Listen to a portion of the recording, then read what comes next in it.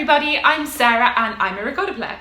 Normally in these videos I'm explaining how to practice different things like circular breathing or articulation or how to play soft. But today we are going to talk about how to. I have tackled this area from all different sides during the course of my life, from being a child going to music lessons, to being a music student where practicing was literally my job, to being a professional musician where, again, practicing is literally my job, to also having music as my hobby with other instruments. And I've tried to condense all these years of experience into 5 tips for better practice. Instead of practicing more, I'm going to try and explain how you can practice better. Tip number 1, concentration. The first thing you need to do before you start practicing is decide that you're going to practice. Really make this an active, non-negotiable decision. It can really help to decide beforehand how long I'm going to practice for. Do I have 20 minutes, half an hour, 1 hour? If I do that, it helps me to pace myself, and it also helps to shut down those busy voices saying you should check your emails, you have to go to the shops and buy milk, you have to do this, you have to do that. You can think, it's fine, it's all going to happen, but in half an hour. One thing that really helps me concentrate is having a dedicated practice space. This can be a certain corner in a certain room, but one place that I go to in order to practice. I try and make that a space that's free of distractions. So there's not other people in the room when I'm playing, if possible. I put my laptop away, I put my phone away. And then a really important thing is having a music stand. You can have all of your music ready on it for your practice, so you're not searching through piles of stuff, and it enables you to play with good posture. I find that if I'm forced to practice putting my book on a table or something, it just doesn't work for me. I can't really concentrate. So if I'm standing in the position I like to play with my music stand, that already feels really good. By the way, it's also fine to practice sitting down. Just make sure you have good posture and you're not like this. The most important thing when you're practicing, in my opinion, put your phone away. Turn your phone on silent or on airplane mode or on do not disturb. Do not look at Facebook. Do not look at Twitter. Do not check your emails. You can do all of that in half an hour or an hour or whatever when you're finished. But when you're practicing, that time is for you and for you alone. And don't worry, people aren't listening when you practice. Tip number 2, warming up. This also ties very much into concentration. I find that if I warm up first, I am much more concentrated and grounded when I'm practicing, because my body and my brain are like, oh, okay, rather than, hi, I just arrived here. How long do you need to warm up for? Well, you are free to tailor that to your practice. Say you only have 20 minutes to go through music. Spend 2 of those minutes warming up. Say you have half an hour, you could warm up for 5 minutes. Say you are going to practice for the entire day. Why not spend an hour really warming up, doing some technical exercises? It's also practice. I've been asking my friends for their tips as well, and my friend Brechia says that it really helps her to begin each practice session with a mini ritual. She starts every practice with 2 minutes of the same vocal warm-up, and that helps to kind of trick her brain into the practice space and to land and rest and leave all of the distractions behind. I actually made 4 videos about how to warm up your body, your breathing, your fingers and your tongue. And that video material gives you about an hour's worth of exercises to try out. Of course, you don't have to do them all. You can pick and choose them to build your own little warm-up of 5 minutes or 10 minutes. And you can also tailor the content of your warm-up towards what you're practicing.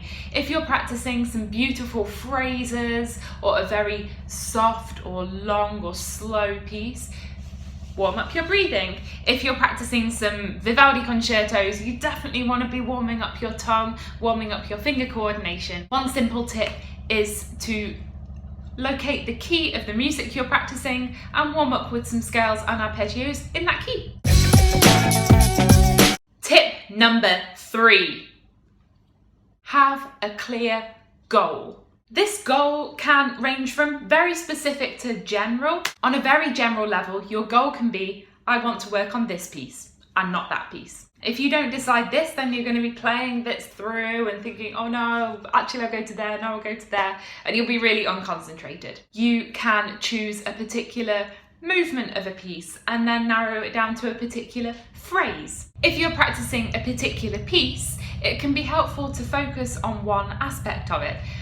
For example, note learning when it's very new, just getting the notes under your fingers, phrasing, dynamics, articulation, increasing the speed with the help of a metronome, tuning, performance, ornamentation.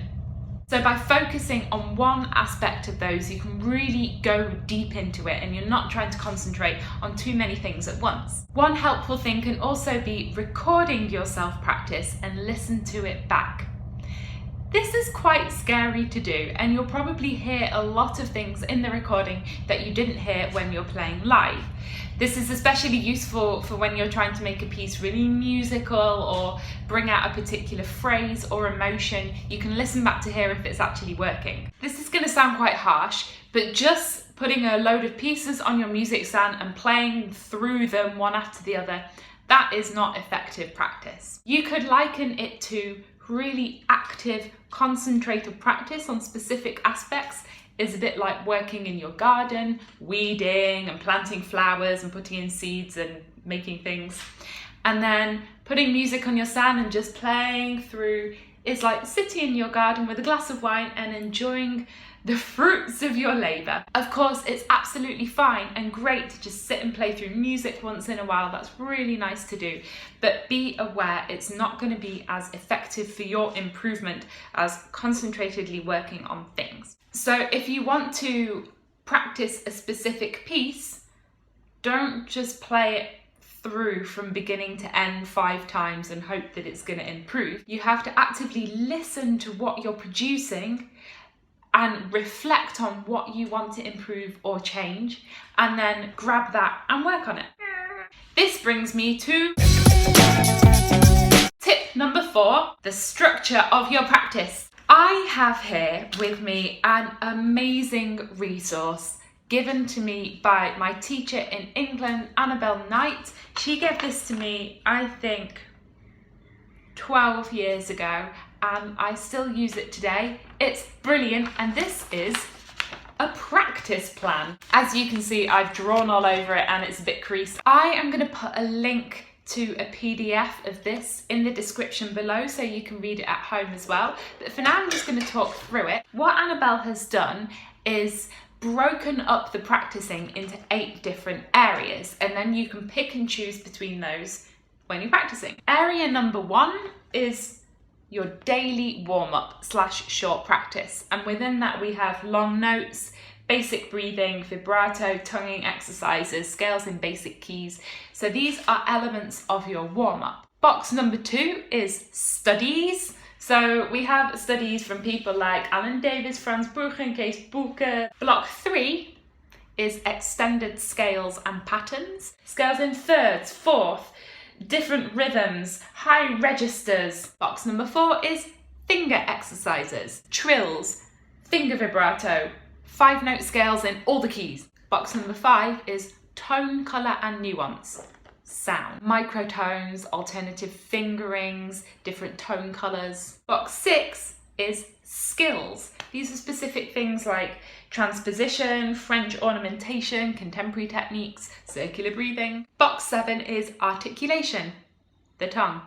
So we have basic single tonguing, double tonguing, dugga dugga, diddle diddle, hotatas, tudu tudu, contemporary tonguing. And then box 8, the last box, is preparation of pieces with a view to performance. So you can look at all the other boxes as practicing specific techniques, and then box number 8 is actually practicing pieces. And at the bottom, precocious music student Sarah has added number 9, listen. Listen to concerts and recordings. I think that's also really important. Wherever you get the chance, please go and listen to concerts of recorder players, of other instruments, of other styles of music. So, how to use this in your daily practice. You can take box 1, basic warm-up / short practice, as its own practice session. This could be half an hour of just practicing breathing, some scales, some finger exercises, and that could be a nice half hour of practice. Say you want to practice a specific piece. Begin with box 1, a short warm-up, and then go to box 8, preparation of pieces.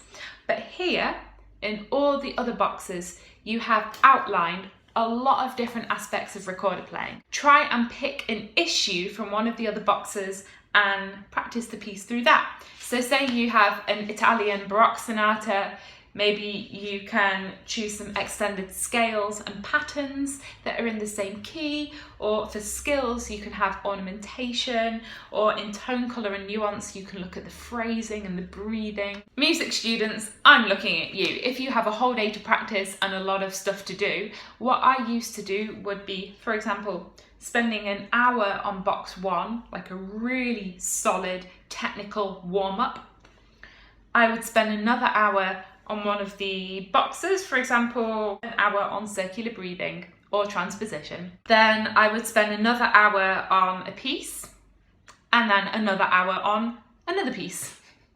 And then I would go to the pub because I was a student. What you can also do is make sure every practice session you have 1 and 8, that's the warm-up and a piece, and then every day you attack a different box. So Monday is studies, Tuesday is scales, Wednesday is finger exercises. Also, with structuring your practice, know how long you can practice for without losing your concentration.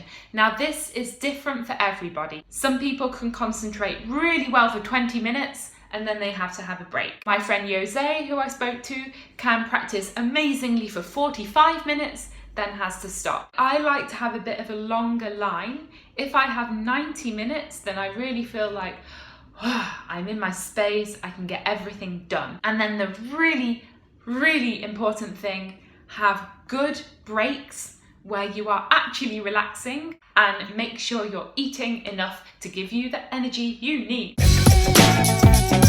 Tip 5.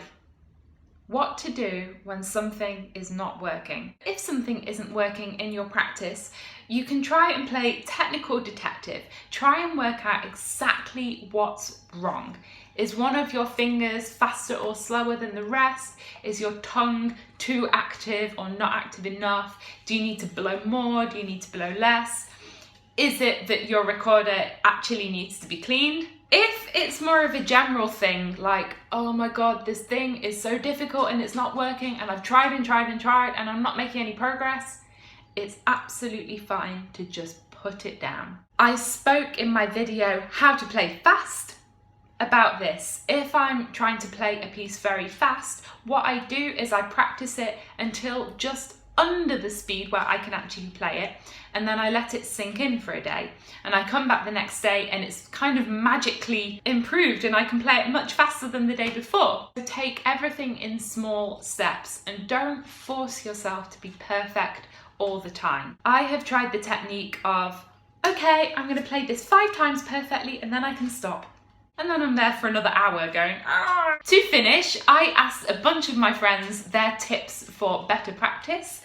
Brechje said, every so often, close your eyes. Jose said, try practicing standing on one leg. My tip is every so often in the practice room, stand up, jump around a bit, give yourself a stretch out, keep breathing, and then concentrate. I hope you have found my video on how to practice useful. If you have tricks that you use to help yourself practice better, please share them below, because I am always trying to improve my own practice. A lot of you have been sending questions, and I've actually been thinking of doing a question and answer Q&A video here on YouTube. So in preparation for that, please leave any questions you might have in the comments below, and I'm going to collect these all up and do them in a video. As always, you can subscribe to my channel, and you can do that by clicking my face. Thanks very much for watching and happy practicing!